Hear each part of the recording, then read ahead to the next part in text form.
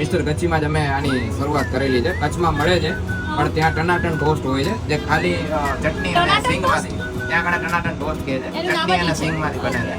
પણ આપણે અહીંયા મસાલા ટોસ્ટ બનાવશું. ઓકે, બનાવો હાલો ટનાટન ટોસ્ટ. મિલ્ક ટોસ્ટ હોય છે, એના ચટણીમાં ડીપ કરી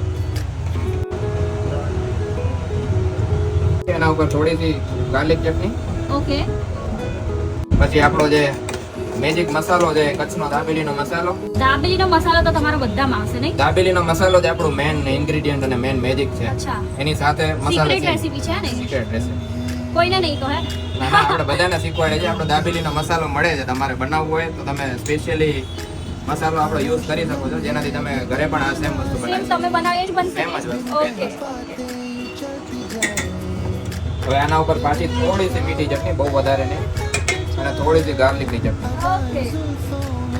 પછી અગેન આપણા મસાલા, કાજુ ગણ્યા, ઓ કાજુ બદામ, સોરી, મસાલા સિંગ નહીં, કાજુ બદામ. बोलूं मेरा सब यही એના ઉપર આપણા બધાનું ફેવરેટ, ખાસ કરીને કાઠિયાવાડી લોકોનું ઓનિયન ઓનિયન. અને ધનિયા. રેડી? ના, હજી એક વસ્તુ બાકી. આમાં આપણે સેવનો યુઝ પણ કરીએ. હવે રેડી? હવે રેડી. તો આ રેડી થઈ ગયા છે આપણા મસાલા ટોસ્ટ.